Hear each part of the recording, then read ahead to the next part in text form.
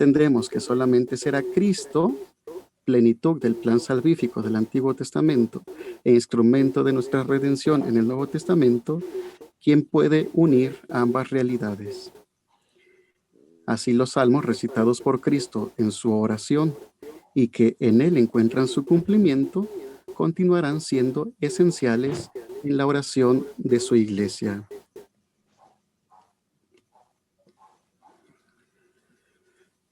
La iglesia de los primeros siglos comenzó pronto a reconocer en los salmos al mismo Cristo, intentando descubrir en ellos los anuncios proféticos de su pasión y de su resurrección, pues él mismo, en la aparición a los 11 apóstoles después de resucitar, les dijo: esto es lo que os decía estando aún con vosotros, que era preciso que se cumpliera todo lo que de mí está escrito en la ley de Moisés, en los profetas y en los salmos. En esta perspectiva, los salmos se convirtieron para la iglesia en un medio para conocer mejor a su Redentor, para unirse a sus sentimientos y para unirse a su Señor en la oración que Él le dirige al Padre. Ciertamente que al principio de esta cristianización o relectura cristiana de los salmos, esto se realizó con muchas dificultades, hasta que finalmente se adoptó como norma general que para interpretar los salmos de una forma cristiana, se aplicaran estas palabras de Cristo: no vine a abolir la ley, sino a darle cumplimiento. No vine a abolir, es decir, que hemos de continuar recitando los salmos del mismo modo que se recitaban en el Antiguo Testamento, pues también nos conciernen a nosotros como parte de nuestra historia de salvación, sino a dar cumplimiento, es decir, a realizar lo figurado del Antiguo Testamento, la obra de redención realizada en y por Cristo resucitado. Con razón dirá San Agustín que los salmos hablan de Cristo, o hablan a Cristo, o Cristo habla en ellos al Padre o a la Iglesia. Esta misma línea la siguieron los santos padres, que aceptaron y comentaron todo el Salterio a modo de profecía acerca de Cristo y de su Iglesia. Y así, por el mismo motivo, fueron elegidos los salmos para su uso en la Sagrada Liturgia, tanto en la celebración eucarística como en la celebración del oficio divino. Aunque a veces eran aceptadas algunas interpretaciones un poco artificiosas, sin embargo, por lo general, tanto los santos padres como la liturgia procedieron rectamente al oír en los salmos a Cristo que clama al Padre, o al Padre que clama y habla con su Hijo, reconociendo incluso a veces a la Iglesia, a los apóstoles o incluso a los mártires. A partir de la Edad Media, como lo atestiguan muchos códices del Salterio de estos siglos, se proponen a los que recitan los salmos el sentido cristológico de los mismos, expresado ahora en los títulos y en las antífonas que desde entonces preceden a cada uno de los salmos.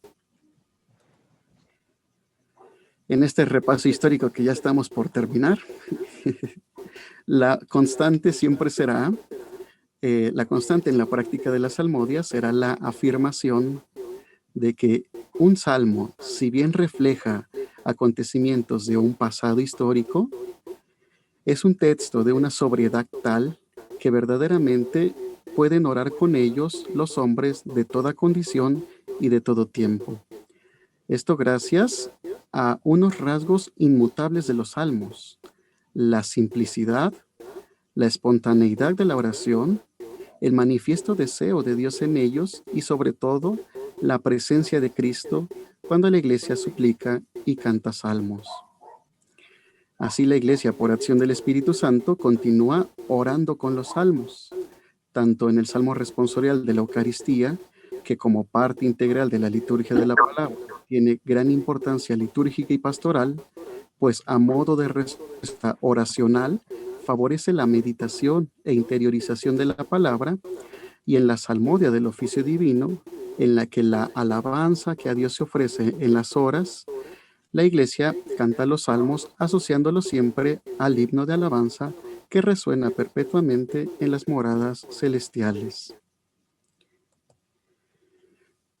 Para concluir este primer apartado y pasar a la parte más interesante, que es la música, me permite hacer en referencia a los documentos que estamos citando, a la Ordenación General de la Liturgia de las Horas, al Catecismo de la Iglesia, a la Instrucción General del Misal Romano, a la Ordenación de las Lecturas de la Misa, me he permitido hacer este breve comentario, algunas recomendaciones para verdaderamente orar con los salmos.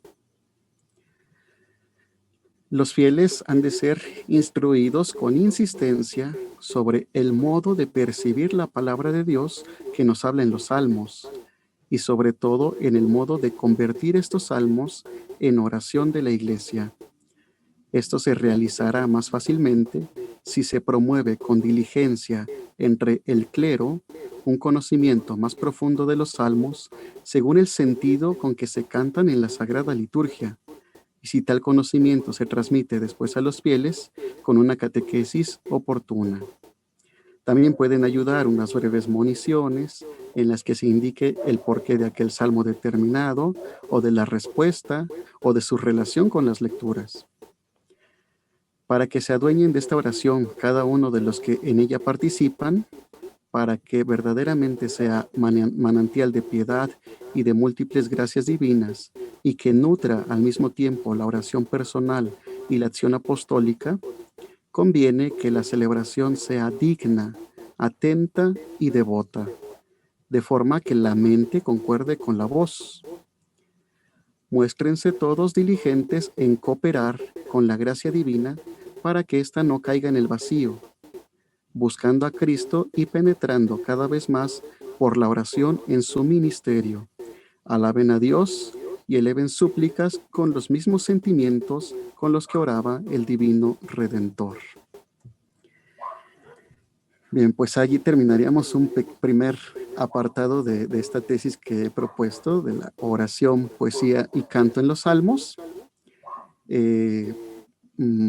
No sé si alguien tenga alguna pregunta acerca de este pequeño recorrido histórico que hemos hecho de la recitación de los salmos por el pueblo de Dios, por Cristo mismo y ahora por la Iglesia.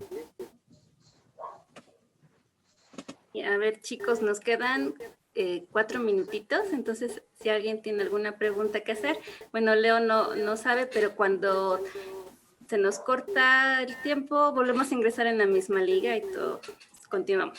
Muy bien. ¿Alguien algún comentario o duda que tengan sobre todo esto? Hablen ahora o callen para siempre, ¿eh? Yo tengo una duda nada más. Claro. Se supone que efectivamente todos los 150 salmos están en la Biblia. Sí. ¿A alguien se le ocurrió de casualidad escribir algunos que no estén en la Biblia? Claro. Sí. Hubo algunas tradiciones fuera de la tradición judía que abordaron la poesía de la misma manera o en el mismo sentido, tanto religioso como litúrgico, que lo hizo el pueblo hebreo. Entonces, sí, ciertamente conocemos que hay otros salmos no judíos o no cristianos de otras culturas. Por ejemplo, los egipcios se conoce que adoptaron la misma estructura que ahorita vamos a ver, la estructura de la poesía hebrea bíblica, la adoptaron también otras culturas. Entonces compusieron otros textos. Quizás no los podríamos denominar salmos, porque salmos son propiamente estos de la Sagrada Escritura, pero sí que con las mismas características, con el mismo sentido ritual, litúrgico, lógicamente pues con su propia teología, ¿no? Hablando de sus dioses, etcétera, etcétera. Pero sí, otras culturas también compusieron obras como estas. Interesante, gracias, Leonardo. No, de qué, muchas gracias. ¿Alguien más? ¿Otro comentario? ¿Duda? Sí, yo, de favor, A ver, Oscar, por favor. una pregunta. Sí, Leonardo, una pregunta. Claro. Ante esta explicación tan bonita y profunda, en el sentido en que nosotros como comunidad adoptamos el Salmo, la comunidad en general pues requiere esa catequesis de la que comentas, y si uno también la requiere para poderla expresar, como comunidad también la requerimos para poder asociar este sentimiento, esa identidad, y como en algunos libros comenta el padre Ignacio Larrañaga, cantarlos o sentirlos en el espíritu del salmista o en el espíritu de nuestro Señor Jesucristo cuando los cantó. Entonces, no sé si algunos templos, algunas iglesias o en algunos lugares ya se destaque esta parte de cómo hacer esa catequesis y en qué momento de la liturgia de la palabra o en otros momentos cómo hacerlo, para poder también ir pensándole en ese ensayo de que a nuestra propia comunidad o la propia comunidad tenga ese conocimiento de catequesis. Claro. Bien, pues si existen otras comunidades que empiezan a tener experiencias de esta catequesis, sí, en nuestra diócesis sí las hay. Me atrevería a decir que por lo general aquellas parroquias en las que su párroco tiene una formación litúrgica, es decir, no porque los demás sacerdotes no la tengan, sino porque parte de la catequesis mistagógica, de la catequesis del misterio que celebramos, debe ser impartida por la comisión de liturgia, no por la comisión profética. Entonces, quizás primero habría que hacer esa distinción. En este camino de preparación hacia la vivencia o hacia la experiencia del sacramento, el camino que ordinariamente deberíamos recorrer, pues sería el camino de un querigma dado por la comisión profética, una catequesis, donde ya empieza a intervenir también la comisión litúrgica, después una formación mistagógica, es decir, del misterio que estamos celebrando, del misterio que vamos a celebrar, lo que a veces en nuestras parroquias se suele llamar pláticas presacramentales, que deberían tener esa finalidad.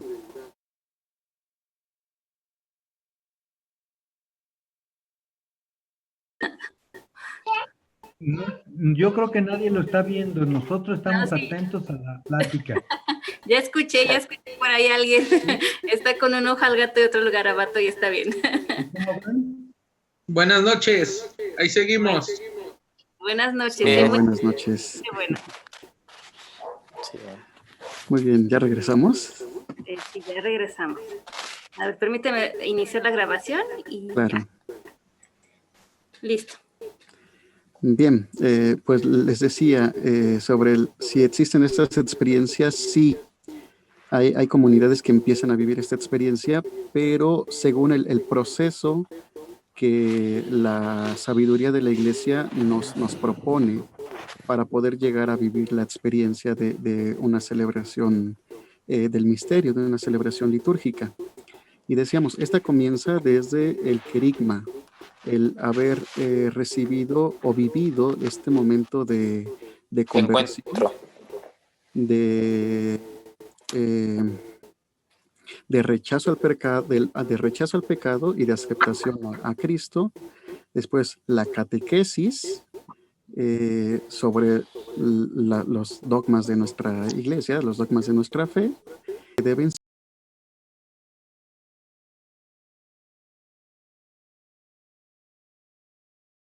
enseñar o debe darnos todos los elementos necesarios para poder llegar a una celebración litúrgica, para que podamos comprender todos los signos, la presencia de Cristo en la liturgia, pues la pastoral litúrgica debería darnos esa formación.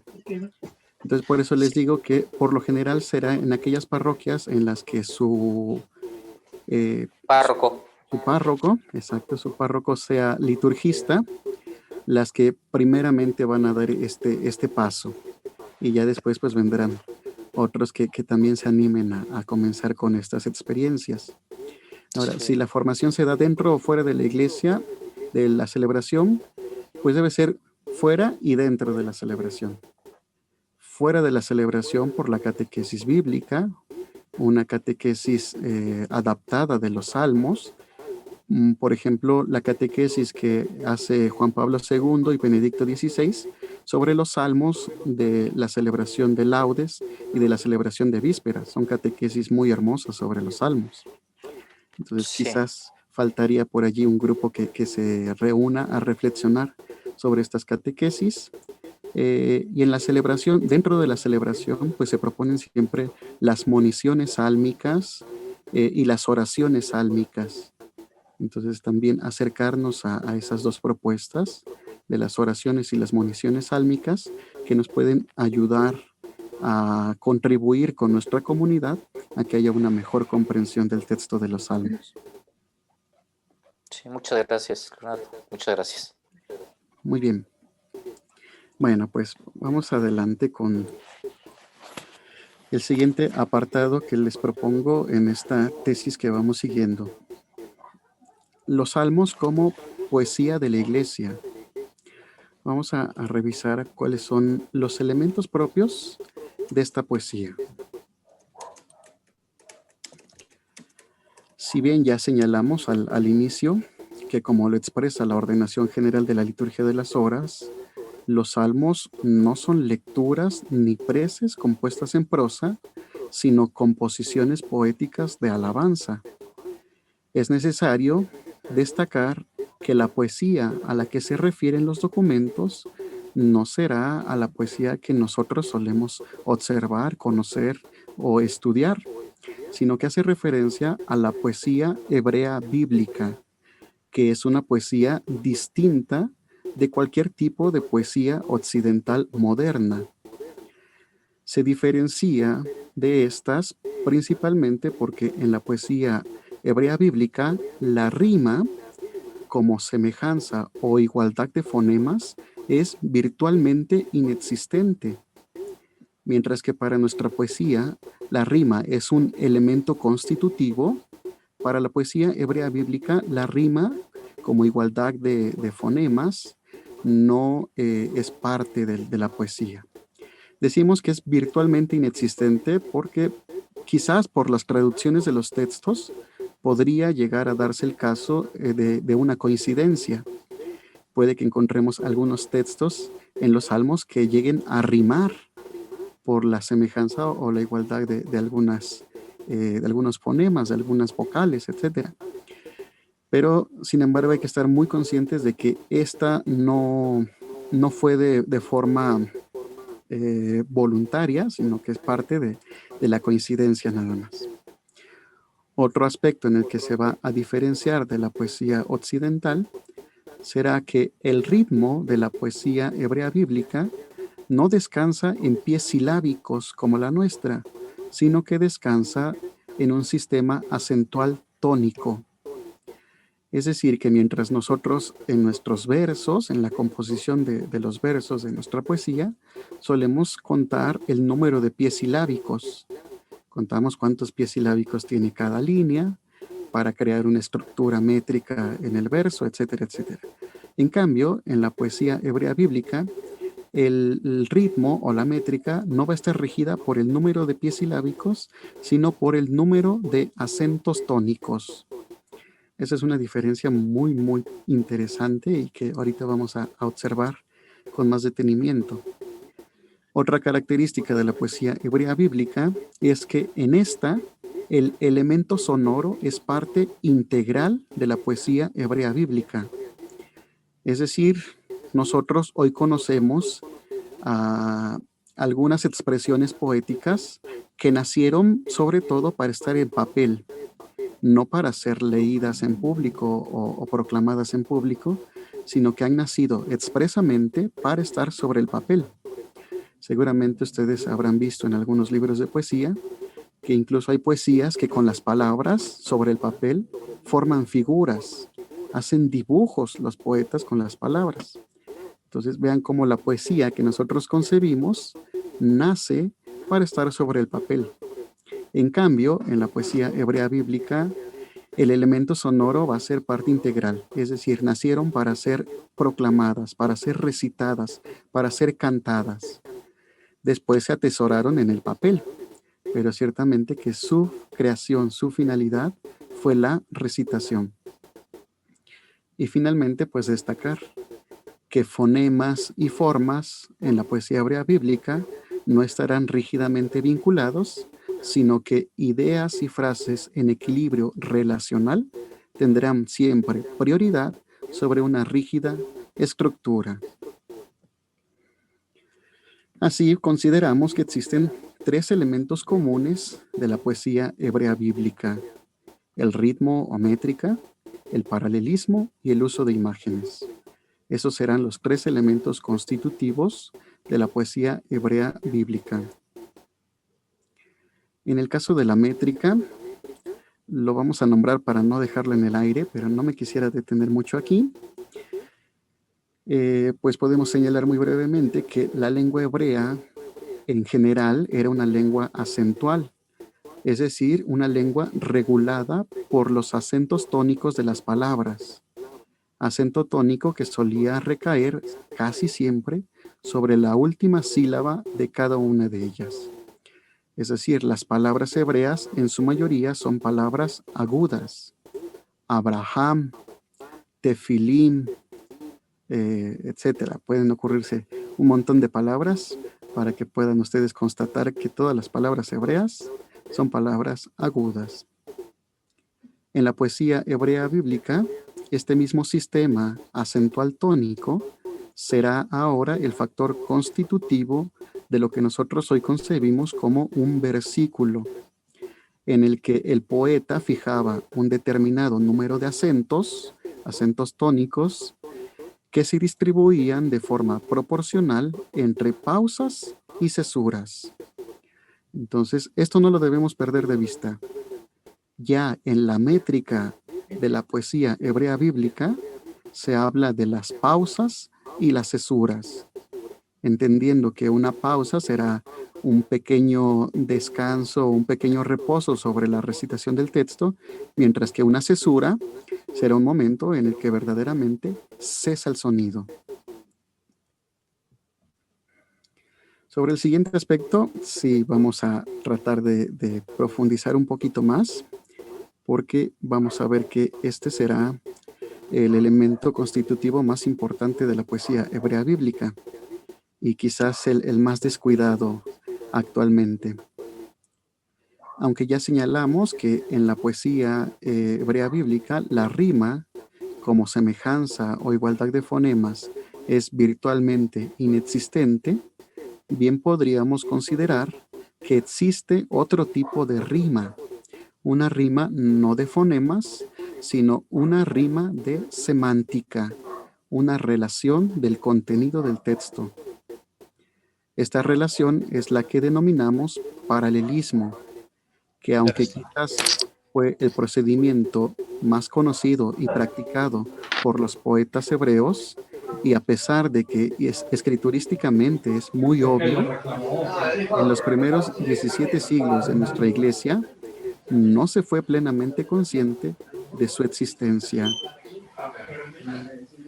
Entonces vamos a encontrar que personalidades judías y cristianas de la antigüedad, como Filón, Josefo, Orígenes, Eusebio y el mismo San Jerónimo, abordaron la poesía hebrea bíblica desde erradas analogías según el metro clásico griego y el metro latino. Mientras que en el siglo VI, los recopiladores del Talmud tampoco nos dijeron nada acerca de estos rasgos esenciales de la poesía hebrea bíblica. La Iglesia durante 17 siglos desconoció esta práctica de los poetas hebreos. No se fue consciente. Esto es importante destacarlo porque debemos tener muy presente que la tradición latina, toda la tradición del gregoriano, nació bajo una errada concepción de la poesía hebrea bíblica. Entonces vamos a ver cómo a partir de la reforma litúrgica, ahora los libros litúrgicos nos presentan los salmos de una forma distinta a cómo nos las presenta la tradición latina.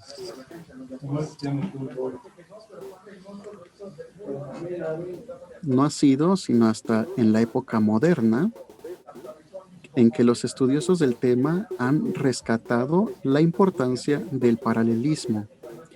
Este logro se le atribuye principalmente a los trabajos de Robert Lowth, obispo de la Iglesia de Inglaterra, profesor de poesía en Oxford y autor de uno de los más influyentes libros de texto de gramática inglesa.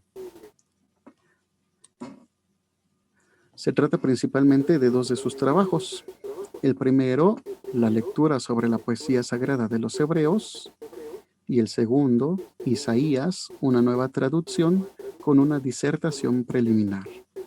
Ambos textos publicados originalmente en latín en los años de 1753 y 1778 respectivamente.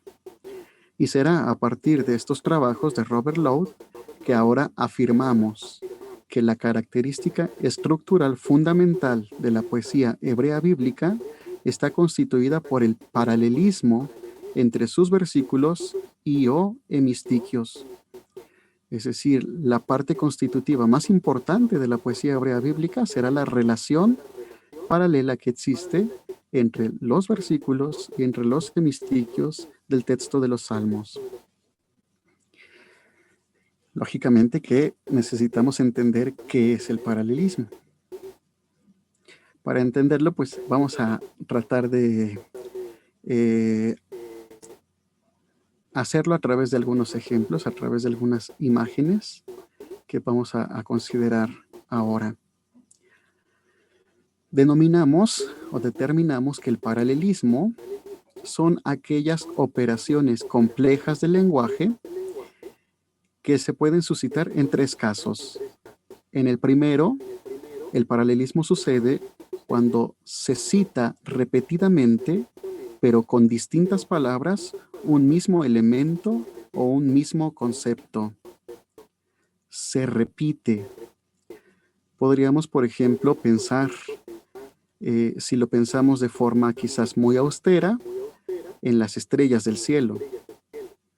Y si preguntáramos de qué otra forma podemos hacer referencia a las estrellas del cielo, pues seguramente que en ese momento nos brota el alma poeta que todos llevamos adentro y alguien puede decir los luceros celestiales, las luces en el cielo, los astros que tiritan a lo alto, como decía algún poeta famoso, etcétera, ¿verdad? Entonces, a esa forma de articular sobre el lenguaje, de referirnos a un mismo elemento, a un mismo concepto, en palabras diferentes, es lo que denominamos en principio paralelismo. Y vamos a ver que los salmos están repletos de esto. El segundo procedimiento que también denominamos paralelismo es aquel en el que se busca contrastar sobre un elemento o concepto ya presentado.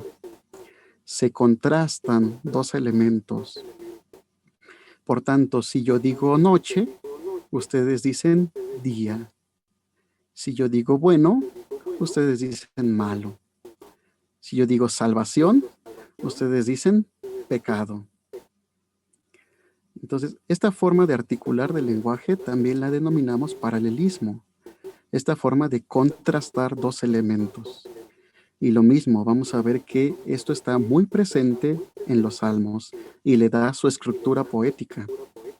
Finalmente, el tercer proceso que también consideramos paralelismo es aquel en que pide la unidad de un concepto o de un elemento, dando la apariencia de prolongar una idea. Se prolonga una idea sobre otra. Esto para los salmistas pues es muy común porque solemos hacerlo, por ejemplo, en el responsorio del Salmo responsorial. En el texto que se nos propone para el responsorio, para que cuadre con alguna fórmula sálmica, solemos dividir el texto a la mitad. Por ejemplo, el Señor es mi pastor, nada me faltará. Aunque forma parte de un solo concepto, de una sola idea, el lenguaje nos permite articular dividiéndolo a la mitad. El Señor es mi pastor, nada me faltará. A esto también lo consideramos paralelismo. Entonces, estas tres operaciones del lenguaje, estas tres operaciones dinámicas del lenguaje, son las que le van a dar estructura a los salmos. Y por tanto, el salmista debe poder reconocerlos porque a través del canto tiene que expresarlos. Entonces, no basta con que estén allí en el papel, como dijimos. Una característica importante de la poesía hebrea bíblica es llevarlos a la práctica, es hacerlos palabra viva, palabra encarnada. Por tanto, el salmista debe reconocer esta relación en paralelo que existe en el texto para poder... Pues vamos a ver un ejemplo para que nos quede más claro qué es esto del paralelismo. Ya señalamos que en el caso de esta poesía se trata de un paralelismo semántico, un paralelismo de contenido del texto. Por tanto, necesitamos siempre interiorizar sobre el contenido de cada una de las líneas del texto del Salmo. En este ejemplo que tenemos aquí del Salmo 114, vamos a tratar de descifrar cuál es el contenido de cada una de estas líneas. La primera línea dice, al salir Israel de Egipto. ¿Alguien podría compartirnos cuál creen ustedes que sea el contenido de esa primera frase, de esa primera línea? Al salir Israel de Egipto. ¿Cuál creen ustedes que sea el contenido?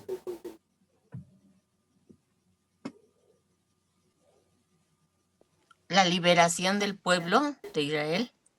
La liberación del pueblo de Israel, muy bien. ¿Alguien más? ¿Es el éxodo del pueblo de Israel? Es el éxodo, ¿verdad? Muy bien. Muy bien. Ese es el contenido de esta pequeña frase.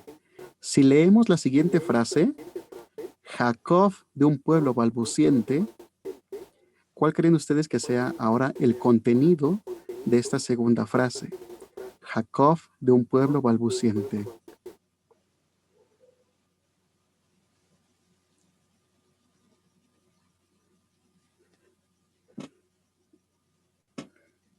¿Quién da más? ¿Quién da menos?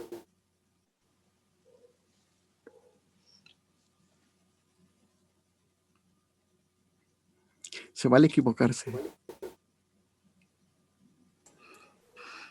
¿Alguna idea así que haya sobre lo que nos quiere decir este texto?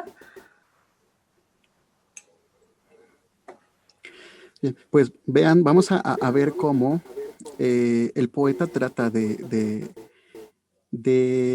articular sobre un mismo concepto, sobre este mismo contenido que ustedes acaban de referir, y lo articula utilizando algunas palabras como sinónimos. En este caso va a utilizar a Israel como sinónimo de Jacob. Entonces recuerden que a Jacob Dios le cambia el nombre a Israel. Sí. Jacob en aquella batalla con el ángel, ¿se acuerdan? Dios Sí. le dice, ya no, bueno, el ángel mismo le dice, ya no serás Jacob, ahora te llamarás Israel. Israel. Entonces vean cómo estamos hablando del mismo personaje. Israel y Jacob es el mismo personaje. En este caso, utiliza estas dos palabras para referirse al pueblo elegido por Dios, al pueblo de Israel, al pueblo de Jacob. Entonces, está hablando del mismo pueblo, en palabras diferentes, pero habla del mismo concepto. Y utiliza pueblo balbuciente, que es un término despectivo, lo utiliza como sinónimo de Egipto. Entonces, decir Egipto y decir pueblo balbuciente es decir de dos formas diferentes un mismo elemento, un mismo concepto. Entonces, en ambas frases podemos descubrir que el contenido es como lo decían ustedes. Está hablando del éxodo, de la liberación del pueblo de Israel de Egipto, y lo hace articulando. articulando sobre el lenguaje. El contenido es el mismo, pero lo dice de dos maneras diferentes. Ahora, la pregunta sería, ¿ustedes como salmistas consideran que podríamos cantar estas dos líneas, estos dos renglones, dos hemistiquios, los podríamos cantar separados, sí o no?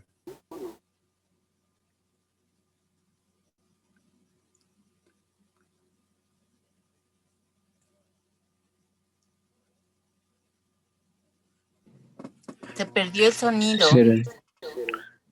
¿Será que sí por la coma? ¿Será que sí por la coma? Bueno, una pregunta. Claro. Es por línea, ¿verdad? En este caso estamos analizando primero por línea. Ajá, por línea yo creo que no. Tomando el ejemplo de el Señor es mi pastor, coma, nada me falta, son dos ideas se parte. Al salir de Israel no podría yo decir, al salir Israel de Egipto. Okay. O cantar Jacob de un pueblo, hacer el espacio y balbuciente. Ok, bien. Y entre la relación que existe entre las dos líneas, ¿podríamos cantar primero una línea y otra línea después?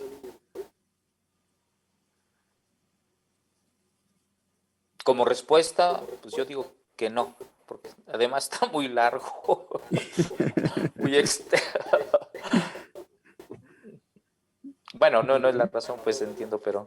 Bueno, principalmente por la relación en el texto, es que como salmistas no podríamos permitirnos presentar estos dos renglones o estas dos líneas, dos hemistiquios, dos estiquios, etcétera. Ahorita vemos eso.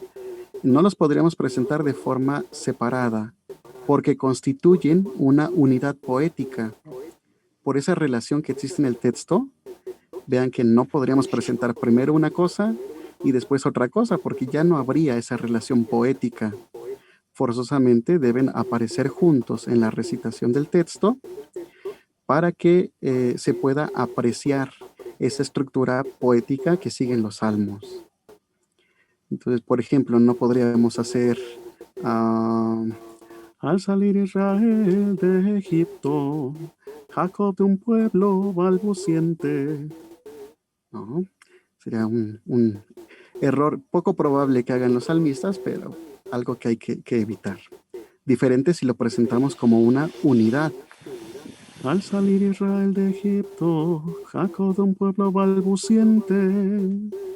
Entonces se puede ver esta relación que existe en el texto. En el segundo caso, el segundo versículo que tenemos allí, Judá fue su santuario, Israel fue su dominio. Vamos a ver que existe esta misma relación. El poeta vuelve a hacer lo mismo. Utiliza Judá e Israel como sinónimos. Judá e Israel, los dos reinos del pueblo de la tierra prometida. Judá e Israel. Dice que Judá fue su santuario, Israel fue su dominio. Utiliza santuario y dominio también como sinónimos. Entonces lo que nos interesa ver es cómo están relacionados la primera línea con la segunda línea, la tercera línea con la cuarta línea. Esto será muy importante para nosotros porque esto nos ayuda a entender el por qué en la tradición latina los salmos se cantaban en una estructura versífica, se cantaban en versículos, mientras que en nuestros libros litúrgicos la Reforma nos propone los salmos ahora formando estrofas, en una estructura estrófica. Y esto será porque esta misma relación también se da entre los versículos. A ver, aquí les he señalado en estos colores verde y azul. En color verde les he señalado lo que pertenece a cada versículo. En este caso, las dos primeras líneas, los primeros hemistiquios, pertenecen a un solo versículo. Y las siguientes dos líneas pertenecen a otro versículo. En cambio, todo el texto, las cuatro líneas, los cuatro hemistiquios, corresponden a una sola estrofa. Y esto no es porque a alguien se le haya ocurrido espontáneamente, sino porque el texto mismo nos sugiere que se siga esta estructura.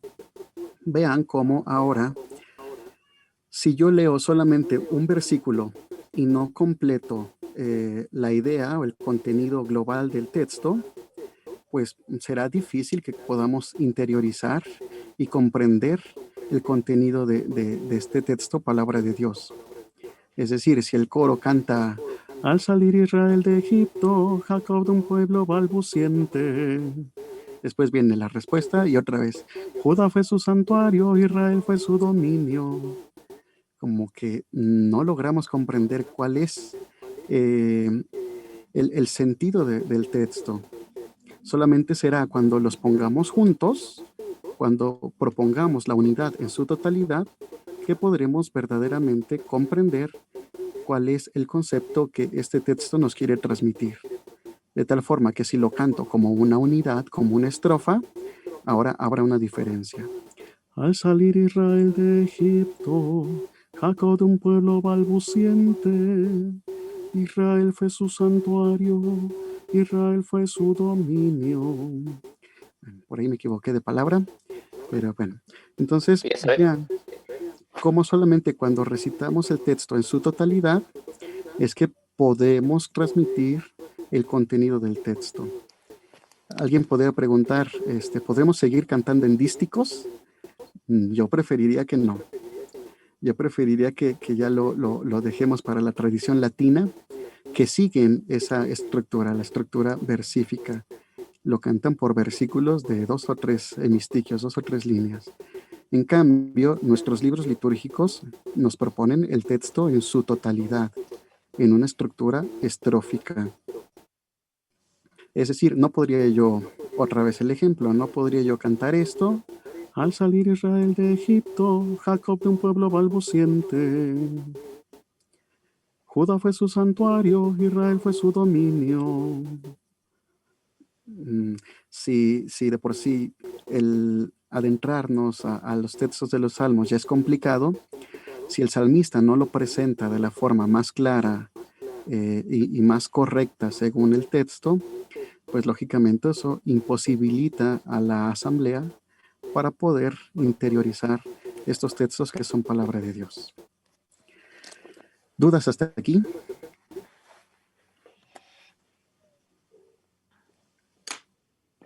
Coinciden las dudas con el límite de tiempo. ¿Dudas? Nada. Chicos, aprovechen que no todos los días tenemos al maestro con nosotros. Nosotros debemos cantar la estructura estrófica, ¿verdad? Sería Claro. lo correcto, o sea, toda la estrofa. ¿Cuál es la otra estructura que se canta por versículos? ¿Quién canta por versículos?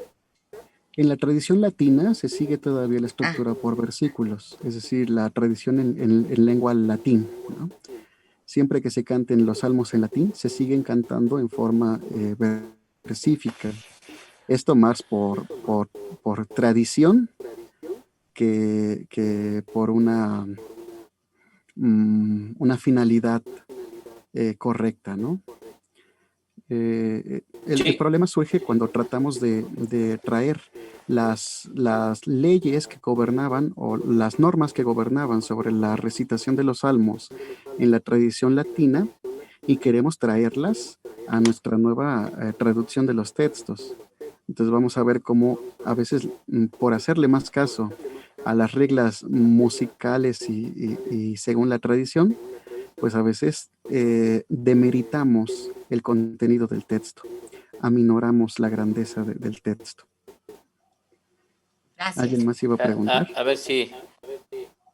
Ajá, bueno, ya lo dijiste, que creo que primero va la cuestión semántica, comentabas hace un rato, y una vez entendida esa cuestión y de los acentos, ya vendría, el complemento sería la parte musical. Así lo entiendo.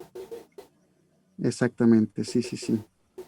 Sí, y la otra es complementando lo que yo también tenía esa duda que comentó mi compañera Socorro, es que si en alguna parte de templos, bueno, quiero entender pues que en las misas nuestras de la Católica Apostólica Romana, esto no está sujeta a riesgo de que caigamos en ese error, porque propiamente cantamos los salmos, ya vienen escritos en el leccionarios, o de algunos autores reconocidos musicalmente, que ya nos dan la propuesta con toda la confianza de que están bien hechos para cantarlos. Y pues realmente fiarnos de aquellos compositores que nos sigan estas líneas que nos marcan los documentos, pues habría que... Es un riesgo, ¿no? Exacto, es un riesgo y hay que ponerlo siempre en duda, ¿no? Claro, o sea, la idea yo creo que ahora es tratar de evitar el riesgo.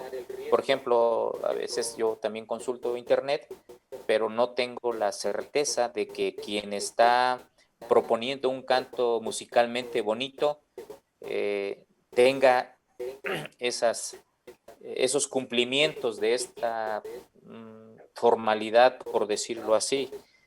Claro. Bueno, Sí, si me permiten un comentario, claro. sí, bueno, aprovechando que estamos tocando este punto en específico, sí he notado mucho en parroquia que las personas que en estos momentos están haciendo la salmodia por la situación de contingencia sanitaria y que ya sabemos de que son lectores, no son salmistas propiamente, están recurriendo mucho a cantar por dísticos, ¿sí? Que dividen la estrofa en dos. Este domingo pasado yo también lo escuché en uno de los 5 salmistas que participamos. Entonces, bueno, nada más ahorita como que tomar muy bien en serio esta explicación tan amplia que nos han dado para ver la justificación de por qué eso no es lo mejor. Y bueno, de ahora en adelante, en que ya vamos a tener más herramientas, pues ir corrigiendo poco a poco cómo vamos desarrollando la salmodia en las celebraciones. Muchas gracias. Muy bien. Sí. Pues vean que tenemos encima la carga pesada de la tradición latina todavía. Alguien puede decir, es que yo vi que en la celebración de la Basílica de San Pedro en Roma, cantaron la liturgia de las horas y la cantaron en versículos, en dísticos. Y pues sí, pues ellos siguen la tradición latina. Ellos siguen celebrando sobre la tradición latina. En cambio, nosotros ya no celebramos sobre esa tradición latina. Incluso pues habría que revisar de qué celebración se trata. Hay algunas celebraciones también en la Basílica de San Pedro que ya se celebran en italiano, en la lengua italiana. Entonces, cuando se celebra ya en la lengua italiana, ahora se sigue esta estructura estrófica, ya no la estructura versífica. Entonces, habría que distinguir mucho esto. La tradición latina, cuando se canta en latín, se sigue la tradición de los versículos, de los dísticos, etcétera, etcétera. En cambio, cuando se canta en la lengua vernácula, en la lengua de cada población, pues se recurre ahora a una estructura estrófica, sobre todo para clarificar el contenido de esta que es palabra de Dios. Muy bien, ¿dudas antes de que se acabe el tiempo? ¿Nadie tiene otra duda o comentario, chicos? Ahora están muy calladitos. No, pues, ya me asusté. No. Ahorita estamos aquí y vamos a ir caminando juntos y bueno, nos vamos a ir ayudando todos mutuamente, ¿sí? Bueno, ¿qué les parece que mejor demos por terminado en este momento si no hay más preguntas para que reiniciemos y ya no tengamos la interrupción? ¿Les parece bien? Yo solo quiero hacer un comentario. Ok. ¡Qué riqueza! Yo nunca me había imaginado esto, pero así, de por acá me había pasado. Y es el curso básico, súper básico. ¡Qué barbaridad!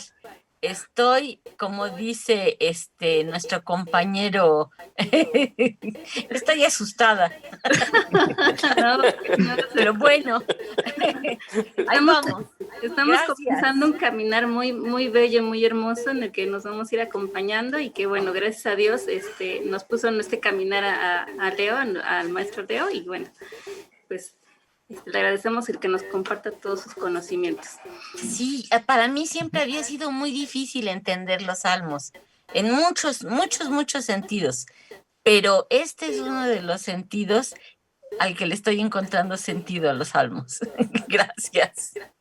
No, ustedes muchas gracias por tener pues el interés por adentrarse en este mundo.